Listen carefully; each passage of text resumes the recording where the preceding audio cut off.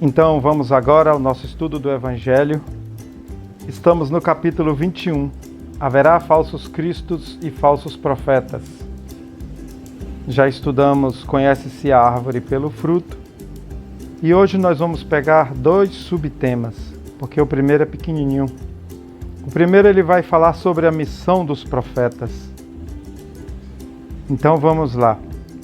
Atribui-se comumente aos profetas o dom de adivinhar o futuro, de sorte que as palavras profecia e predição se tornam sinônimas. No sentido evangélico, quer dizer, no sentido do Evangelho, o vocábulo profeta tem mais extensa significação. Diz-se de todo enviado de Deus com a missão de instruir os homens e de lhes revelar as coisas ocultas. Então ele fala que na nossa cabeça, quando fala de profeta, já vem a imagem de alguém que adivinha um futuro, que faz profecia, né? Liga a isso. E que na verdade, profeta é muito mais do que isso. Tem profeta que revelou as coisas futuras, por saber, perceber os acontecimentos, e tem profeta que não revelou as coisas futuras, veio apenas para instruir os homens e lhes revelar as coisas ocultas. O que são coisas ocultas? São coisas da natureza, coisas normais da natureza e que a nossa ciência ainda não descobriu. Né? Por exemplo, antes de descobrir a eletricidade, ela era uma coisa oculta, da natureza normal. Até que o homem descobriu a eletricidade, o homem descobriu a energia atômica. E assim vai se revelando as coisas ocultas. Assim também são com as coisas espirituais. O homem não sabia da reencarnação, não sabia da existência da mediunidade. O homem não entendia como acontece depois da morte. E a doutrina espírita veio com esse principal objetivo, revelar coisas ocultas da natureza. Então tudo que o Espiritismo explica e faz são coisas da natureza, não é dom especial de ninguém. A mediunidade, por exemplo, é uma coisa natural. Desde Moisés já recebeu os 10 mandamentos por mediunidade. Pode, pois, um homem ser profeta sem fazer predições, como eu disse no início, né? Aquela era a ideia dos judeus ao tempo de Jesus. Daí vem que, quando o levaram à presença do sumo sacerdote Caifás, os escribas e os anciães reunidos lhe cuspiram no rosto e lhe deram socos e bofetadas, dizendo: Cristo, profetiza para nós e dize quem foi que te bateu. Então eles estavam dizendo ao Cristo: você não é profeta? Diz quem te bateu, para ele saber quem era aquela pessoa. Jesus tinha plena capacidade de saber, mas ele preferiu não dar essa ousadia, quer dizer, não querer reduzir o trabalho dele a esse tipo de coisa pequena. E olha que Jesus foi o maior profeta que pisou na terra, e ele previu o futuro de muitas coisas, né, que ia acontecer com a terra, que inclusive está acontecendo. Entretanto, deu-se o caso de haver profetas que tiveram a presciência do futuro, quer por intuição, quer por providencial revelação, a fim de transmitirem avisos aos homens. Providencial é uma coisa necessária, né? Isso é providencial, é uma coisa que se precisava no momento. E também é uma coisa que vem de Deus. Então tiveram homens que fizeram essas revelações porque Deus, através da espiritualidade superior, entendeu que era o momento necessário. Inclusive, a reencarnação de Jesus na Terra foi um acontecimento providencial, era necessário naquele momento. Não é isso? Tendo-se realizado os acontecimentos preditos, o dom de predizer o futuro foi considerado como um dos atributos da qualidade de profeta. Então ele explicou aqui a nossa ideia errada de que profeta é quem prevê o futuro e mostrou que o papel mais importante do profeta é trazer a mensagem divina e revelar muitas coisas espirituais ainda ocultas, trazendo a principal mensagem de Deus, que é o amor ao próximo.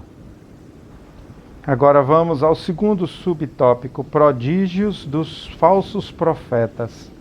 Então ele está dizendo que existiram falsos profetas, e ainda existem, mas que eles puderam fazer prodígios, né? Prodígio são ocorrências que parecem se opor às leis da natureza, coisas que parecem fantásticas, né? Que é fora da lei da natureza, que é sobrenatural. E na verdade a gente aprendeu com os espíritos que não existe nada sobrenatural, tudo o que acontece é natural. Porém, muitas coisas que a gente não conhece fica parecendo sobrenatural. Vamos lá.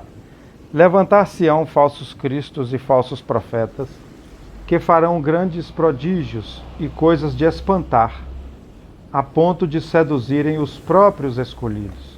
Então afirmou que esses falsos profetas iam fazer prodígios, quer dizer, coisas que o senso comum não conhece. Estas palavras dão o verdadeiro sentido do termo prodígio, né? Como eu falei, são ocorrências que parecem superar a lei da natureza, que na verdade isso não acontece. Na acepção teológica, os prodígios e os milagres são fenômenos excepcionais, fora das leis da natureza. Sendo estas exclusivamente obra de Deus, quer dizer, as leis da natureza são exclusivamente obra de Deus, pode ele, sem dúvida, derrogá-las, se lhe apraz. O simples bom senso, porém, diz que não é possível haja ele dado a seres inferiores e perversos um poder igual ao seu, nem, ainda menos, o direito de desfazer o que ele tenha feito. Então, se os milagres e os prodígios fossem coisas sobrenaturais, ou seja, além da lei da natureza, Deus não ia permitir que seres inferiores e perversos conseguissem fazer isso. A inteligência suprema do universo, né, que é amor e justiça, que a gente chama de Deus, criou todas as leis da natureza. Como ele é perfeito, as leis são perfeitas. Então ele não precisaria agora passar por cima das próprias leis que ele criou.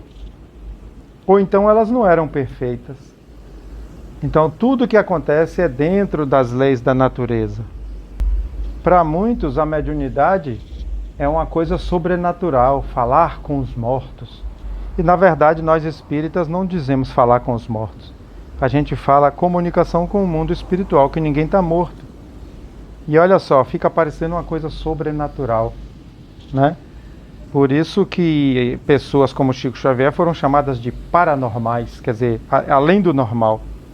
E tudo isso é fruto da nossa ignorância. As leis da natureza estão aí, e o homem vai cada vez mais descobrindo elas. E podem ser usadas para o bem ou para o mal, de acordo com o caráter, de acordo com a evolução de cada um. Por exemplo, a energia atômica, ela é uma energia que pode ser usada para o bem, né? Como é a energia elétrica. Porém, ela foi usada para fazer a bomba atômica.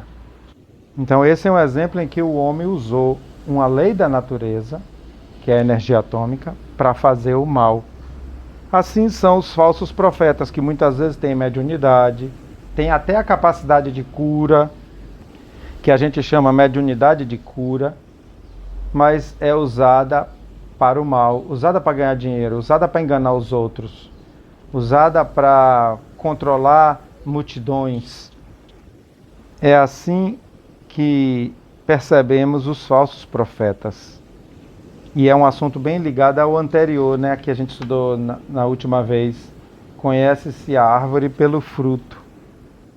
Então, se esse princípio de fazer as coisas ocultas, né, utilizar dos poderes ainda desconhecidos, se isso fosse privilégio apenas dos bons profetas, os maus não usariam. Portanto, é uma coisa natural. Continuando a leitura. Semelhante princípio não pode Jesus ter consagrado, Se, portanto, de acordo com o sentido que se lhe atribui a essas palavras, o espírito do mal tem o poder de fazer prodígios, tais que os próprios escolhidos se deixem enganar, o resultado seria que, podendo fazer o que Deus faz, os prodígios e os milagres não são privilégio exclusivo dos enviados de Deus, e nada provam, pois, que nada distingue os milagres dos santos dos milagres do demônio. Necessário, então, se torna procurar um sentido mais racional para aquelas palavras. Aquelas palavras que ele está dizendo é quando falou: levantar-se-ão falsos cristos e falsos profetas que farão grandes prodígios e coisas de espantar. Então, ele está dizendo, se os espíritos maus puder fazer grandes prodígios, milagres, eles também poderiam estar passando por cima da lei de Deus, o que não é lógico. Então, por isso que ele disse que tem que se procurar um sentido melhor para aquelas palavras. Para o vulgo ignorante, todo fenômeno cuja causa é desconhecida passa por sobrenatural, maravilhoso e miraculoso. Uma vez encontrada a causa, reconhece-se que o fenômeno, por muito extraordinário que pareça, mais não é do que a aplicação de uma lei da natureza. E tudo é aplicação da lei da natureza. Ninguém passa por cima das leis de Deus. Assim, o círculo dos fatos sobrenaturais se restringe à medida que o da ciência se alarga.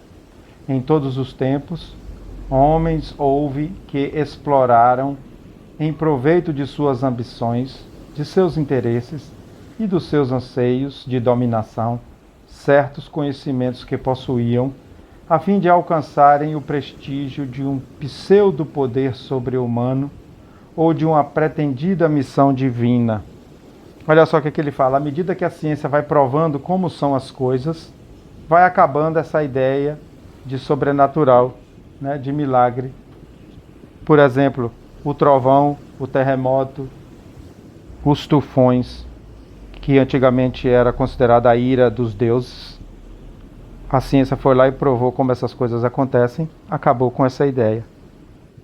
E ao longo da história, homens que tinham conhecimento de certas coisas chegava no meio do ignorante e passava por profeta, por poderoso, né? Por isso que tem aquele ditado: em terra de cego, quem tem um olho é rei. Usavam os conhecimentos para dominar, como disse aqui. São esses os falsos cristos e falsos profetas. A difusão das luzes lhes aniquila o crédito, donde resulta que o número deles diminui à proporção que os homens se esclarecem. Quer dizer, quanto mais a ciência esclarece as coisas, mais vai acabando a chance desses falsos profetas.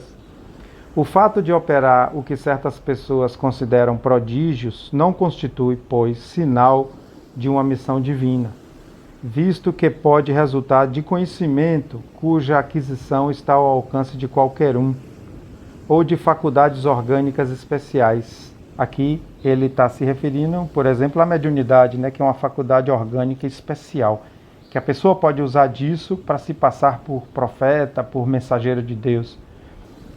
O mais indigno não se acha inibido de possuir, tanto quanto o mais digno.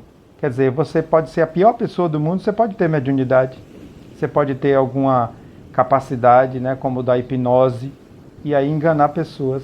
E o mais digno também. O verdadeiro profeta se reconhece por mais sérios caracteres e exclusivamente morais. Eu volto a falar, se conhece-se a árvore pelo fruto. E Jesus falou que qualquer um de vós pode fazer o que eu faço, e até mais. Olha só, Jesus disse que qualquer um de nós pode fazer o que ele faz.